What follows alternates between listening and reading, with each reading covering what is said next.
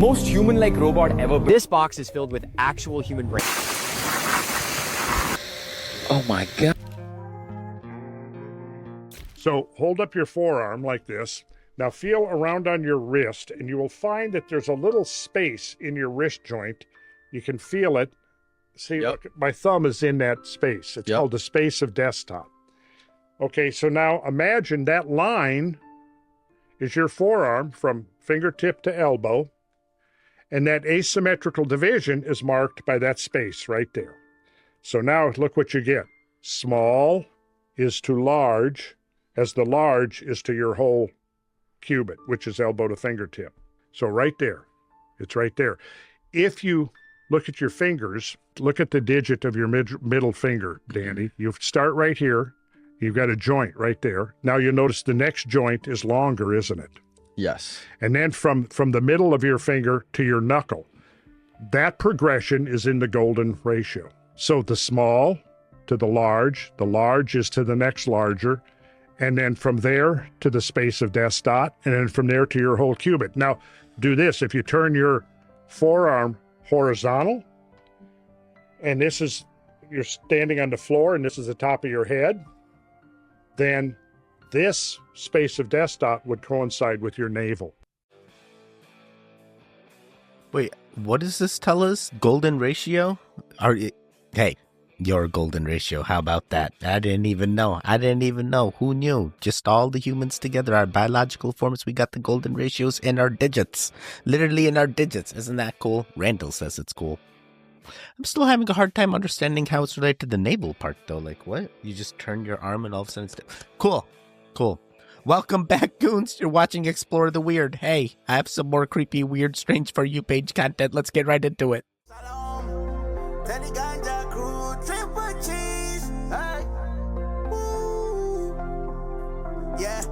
Let's go to the mountain. We now live in such a world that the funeral is prioritized over those who have died. The wedding itself is prioritized over the actual marriage. The appearance of the external body is prioritized over the soul. We have become a superficial generation where the packaging of a food is more important than the food itself. Now, for some, the food is more important than the packaging, but I do understand what you mean. Yeah, it matters to all those plastics that they're wrapping around it. It's already got a natural banana peel on it. You don't need to put another plastic over the banana. Come on now. Oh man, this guy hits on all the things. Yeah, this is 100% true. Stop being and living for society. Start living for yourself. Aristotle, when he treats time in the physics, starts with a riddle that he never answers that goes something like this. Think about time as divided into the past, the present, and the future. And then think for a while about what the present is. How thick is the present? The present is just a limit between the past and the future. Then you get the paradox. Because the past is something that does not exist. It has existed, but it does not exist any longer. The future is something that does not exist. It will exist, but it doesn't exist. And the present is nothing. So time seemed to be a nothing dividing something non-existent from something non-existent. Wait, so what does that mean? We're just non-existent? This is all just a blip in some other dimension, and none of this actually matters because in that dimension, like, we didn't even exist because we're just minuscule, so minuscule that we're just like ants to them. Little ants. Oh my God. Imagine there's just different ant colonies just everywhere, all going through the same time paradox, going, hey, are we looking at our past version of ourselves, or am I looking for the future version of ourselves, or am I just present? I'm just 100% present, just like you. Thank you.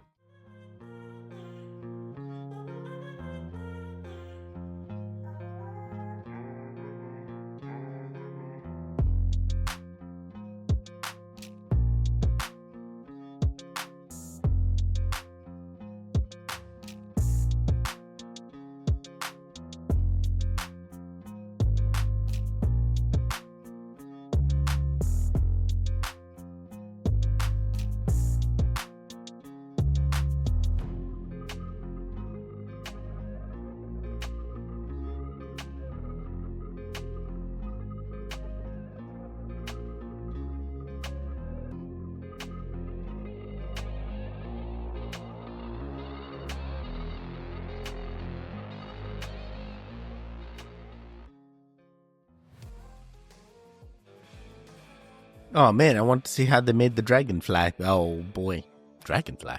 Very, very interesting. I never knew special effects were this minuscule models, similar to like the Godzilla models, basically. And it's just all about the camera angles and the lighting. Get the right camera and the angles and the lighting, you can literally make anybody convince them of anything.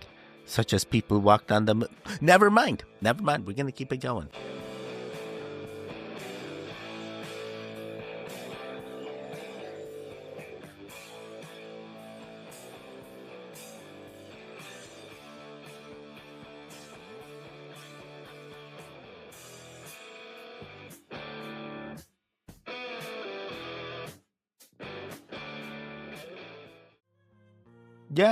Yeah, I feel like that is completely fine. This is exactly what we are embracing, which is like the people that are doing the technological revolutions, the people that are truly innovating. I'm tired of the same iPhone and Samsungs. I now need the newer gen. I want the next thing. Hey, what is it? The drone taxis? What's going to be the next thing? The flying cars? What's going to be the next thing? I have many questions. The robots that are eventually going to live in our homes and eventually do all the tasks that we can't do. And eventually, what? The robots start taking care of us instead? Oh, what? We wouldn't even need nurses and we just have the robots programmed to do... Wait, how did this turn to robots again? I like the technological advances. I'm a nerd. I like to see those conferences over anything else, but I get it. We just changed. Everything's the same but different. This is Proto Alpha, the most human-like robot ever built, and it runs on water. Developed by Clone Robotics, its skeleton isn't just a metal frame. It actually has 206 3D printed bones with joints that move just like ours. But skeletons need muscles to function. And that is where something called myofibers come in. They are basically synthetic muscle fibers designed to mimic real human muscles. What's wild is how each fiber weighs only as much as a paper clip, but can lift a whole kilogram. And guess what? There are over 1,000 of them working together to create this fluid, human-like movement. What's mind-blowing is how the robot is powered. There are no traditional motors or gears. Instead, a 500-watt pump, the size of a human heart, pushing pressurized water through tiny channels, just like blood vessels powering muscles with precision and control. And just like us, it has a built-in nervous system too, packed with 4 depth cameras, 320 pressure sensors, and 70 motion sensors, all feeding real-time data into an NVIDIA Jetson Thor GPU running Cybernet in its skull. It can basically see, sense, and react. Now imagine this biomechanical body that moves like us paired with an AI that thinks like us. Exciting, yes, but equally scary. Dude, this thing literally looks like a more fluid version of like Tesla's Optimus robot. Man, I've seen, what is it, Stu Cookie? I think you sent me like an early version of this with like how the water, now I'm like, yo, are they at the point of like, hey, we should color the water red and literally dress this thing up so it looks more and more human-like, and then slowly start introducing them to society, and then they'll be the things and people won't even know that there was an AI bot that they were talking to. They just think it's a human bot because it moves the same just like us, but it's not us. It's not us, but they try to replace all of us. Oh, snap. And then what? Well, all of a sudden we have an extinction, and then these end up being the species of our new timeline, and like they end up taking over everything, and they're like, I don't understand. How do we work? Why did they make us operated through a heart pump when we could do so much better in so many other biological... Sorry, spiraling. We're gonna keep it going. They were taking human brain cells. This box is filled with actual human brain cells. Oh, and it's also a supercomputer. Australian company Cortical Labs has created the world's first commercial biological computer that uses 800,000 living human neurons, grown from blood samples to form networks that think and learn like a real brain, but using 99% less energy than traditional AI systems. Under a microscope, you can literally watch as these neurons form branches from electrode to electrode, creating ever-evolving pathways for information. In 2022, they proved these living cells could learn independently when they taught the neural network to play Pong by using predictable electrical patterns as rewards and chaotic signals as punishments, something no silicon chip could achieve without explicit programming. What's truly mind-blowing is the built-in life support system with pumps, gas circulation, and temperature controls that keeps these neurons alive for up to 6 months, essentially a miniature artificial body maintaining a partial brain. Researchers believe this technology could revolutionize drug discovery for neurological conditions like Alzheimer's and epilepsy. But this raises profound ethical questions about the boundary between machines and life itself. If we're growing computers with human brain tissue that can learn and adapt, at what point might we cross the line into creating something with consciousness? Bro, you're just doing singularity. You literally gave the human brain tissue a biological form that is just built. That's literally built into Android. Oh my god, that is crazy. That's crazy. And like there was a video before this with the Stu Cookie one where it's like, hey, the robots are just water-filled, heart-pumped systems that can have AI put into them. You combine that and this together, man, you're basically there. You're basically there. Hey, don't worry. When you when it happens and you transcend, now you have the ability, we can just grow your brain in this robot and then boom. Wait, have you guys seen the Black Mirror episode, season 7, episode 1? This is basically, oh my. No spoilers. You gotta watch it, season 7, episode 1. It's literally this. Hey, talking about watching things. Hey, you're watching me. Wow, this never happens. A goon watching Teddy up to this point. Oh my god. Is this goon gonna go above and beyond and interact? Hey, we need your interactions. Help us out. Goons before you interacted. Now it's your turn. Interact and help us go above and beyond in this YouTube algorithm, because we can only do that with goons like you. Hey, you're a goon. You got to do the things. Interact. Thank you. Love you.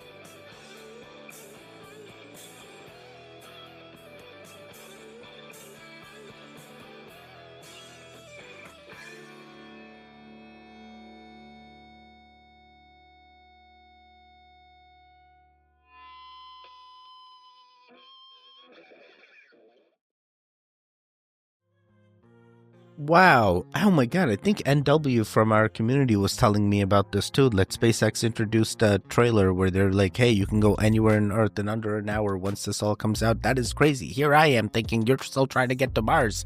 No, you're also giving us transportation. Not only were you talking about Tesla's like robot fleet that you're going to introduce, now you're giving us transportation. How much is this going to cost? Is it going to be cheaper than a flight? Is it going to be more expensive than a flight? Who are the people that this is tailored for? What kind of people? Is this like one of those oceanic voyage thing? Let's go see the Titanic and then boom, like what's happening here? What's happening here? Be careful. Be careful if you can afford this thing. I'm just saying.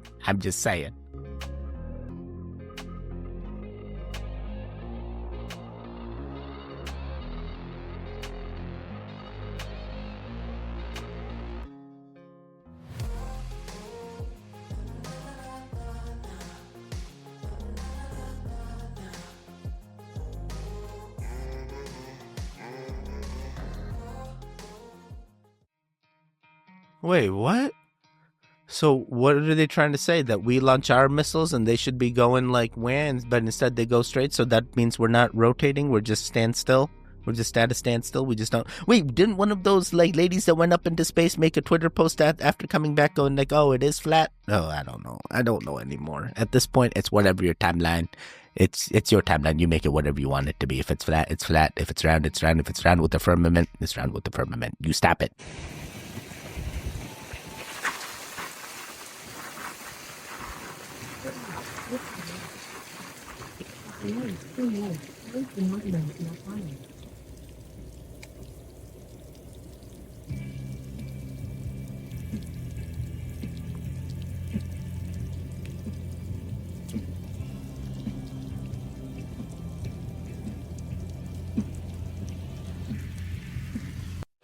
I mean, how long does this take to do, and how quickly can we bring it over to the United States? Because I will tell you there's regions, and not even the United States, hey, any country. How quickly can we do this? What, you just put like a water line down the thing? Or is this like a different type of water? Is this like chemical?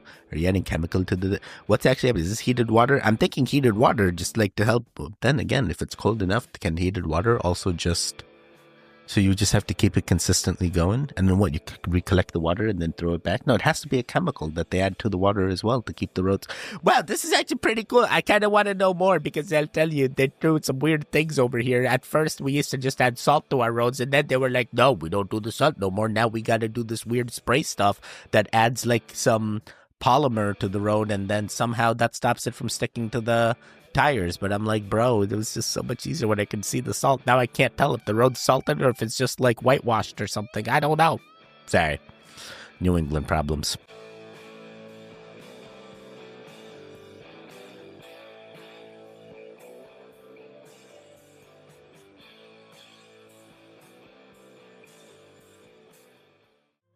Bro, was that guy in like shorts and a t-shirt too? Like, oh my god, yo, the people that go up Everest. Look at this. He's literally in a t-shirt and just like a cane. Oh my god. Dude, these guys are champs, man. They even bring down people that like need to be rescued and stuff, and like you can pay them to do things. It's a true unit. Without the Sherpas, we would be nothing, and they were the original ones. I know Everest got the credit, but they were always climbing the top of Everest without even realizing that it mattered, and then somebody put the flag and now it's Mount Everest. But regardless, they don't just do Mount Everest. There's Sherpas for every mountain. You can go anywhere. You just need the money. It's like 10,000 expedition, to be honest. But then you got to pencil in all the costs to get over there. I'm sorry, when we do the Goon expedition, maybe we need to stop at one of these mountain ranges. Something that's reachable and affordable here. We don't want to persevere if we don't need to. Teddy, I climbed Mount Everest. Oh, man, I climbed this other mountain that's just as cool, but it was much safer, and I came back, and I still had an epiphany, just like you did in Mount Everest. But it's not the same, Teddy. I was on the tallest. Yeah, you stop it.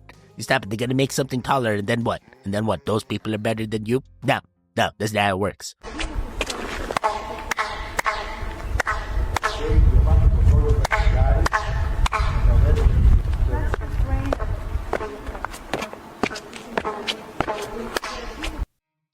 Whoa, that is crazy. That's in Greek theater? I kid you not. When I went to Chichen Itza in Mexico there, when we did the clapping, it sounded like birds,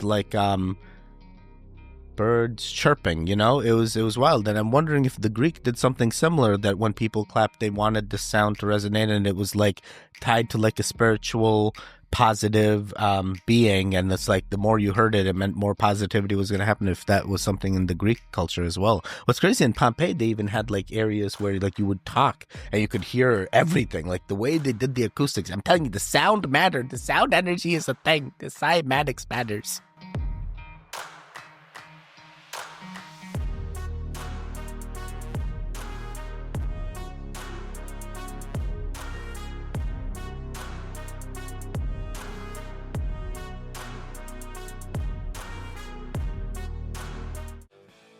Dude, that is crazy. You know, what was that other... We just watched a thing where they were doing, like, special effects. They just need to get octopuses, and they can do better jobs as portraying those fish monsters and stuff. That is crazy. That did a very good job. I didn't even realize it was an octopus, like, till I read the thing, and I'm like, dude, that is wild. It literally looks like some kind of, like, fish monster of sorts. I'd be scared if I saw that. Is that what happens to most of the people that see things in the ocean? They just see different octopuses camouflaged as things? Oh snap, we gotta catch them all. That's the only way we'll know.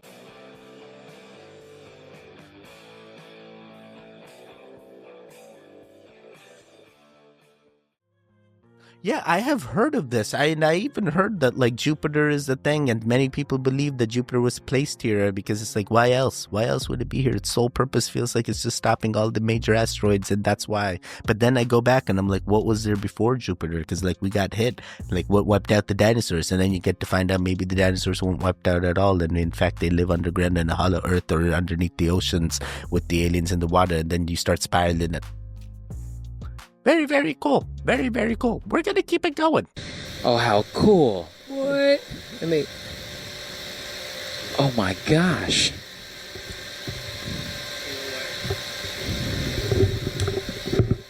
Wow. Okay, that's awesome. I can't believe that's a living thing. Of the body looks different from the ladder. So, for those of you viewing, we think this might be a siphonophore. I'm taking like crazy frame grabs right now. That's great. No, I don't even know. I mean, it looks so intricate. Like, I don't even know. Like, it's like a spiral within it. It's like somehow puzzled together on one end, and the other end just looks like excrement of sorts or something. I can't even tell. That's the body, or like, what is this? Is this edible? I'm like, what? Wait, edible? Teddy, you trying to eat it? No, I don't want to eat it. I'm just trying to, like, how'd they find this thing out? Like, how? I kind of actually do want to know. Is it edible? Do people eat this? No, these aren't the right questions. I just want to know. Colosso della Pennino was created in the 1500s by the master sculptor Giambolone and still stands today in Florence, Italy. This massive creation is actually a building with rooms hidden inside that were once decorated with frescoes and geometric patterns. Wait, what the heck? It was a room? It was a building? That statue was a building. I've been to Florence, Italy. Let me tell you. They don't have anything above like the a certain height of like the cathedral or something. Like everything has to be underneath that height, and that's just like the rule of building there. It's wild. I've learned a lot, and they all got red roofs and stuff. It's quite an interesting thing. Loved it while I was over there. But this is interesting. Now I start wondering about other statues that also purpose was just like built for homes. Didn't I hear that about like the Eiffel Tower? Like in the end, it was like an apartment that was just rested in the Eiffel Tower or something, and people could live there, or people have lived there. I watch a lot of videos and explore. Oh wait, you guys already know. We're gonna do a couple more.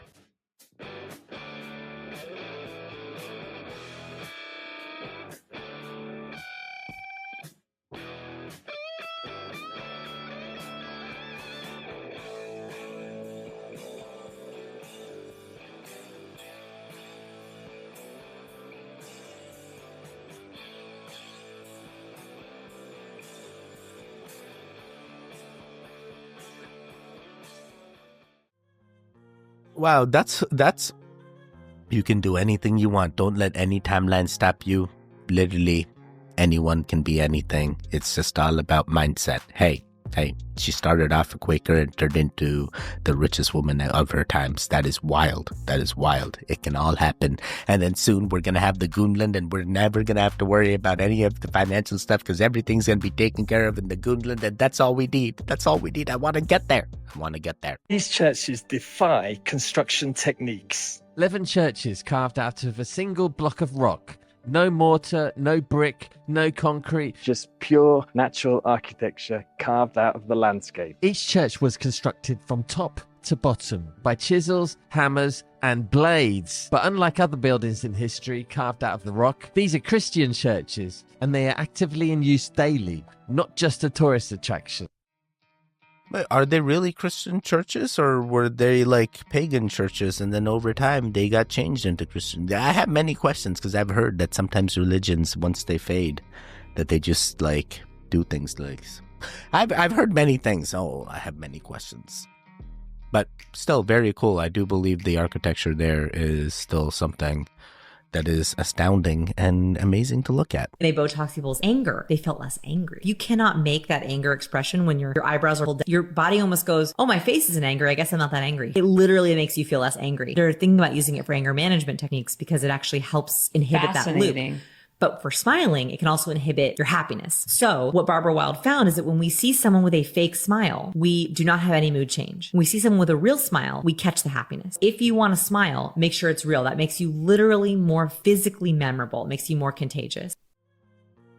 Wait, what? So, like, you're basically giving me anger management therapy here? I just need to, like, keep going with the Botox? Like, I already used the Botox for hyperhidrosis. I sweat like anything. If I didn't use the Botox, it'd be even far worse than it already is. And it's like the Botox mitigates a large majority of it. But regardless, sorry, am I talking about hyperhidrosis again? What, Teddy, all you do is talk about your hyperhidrosis, your Crohn's.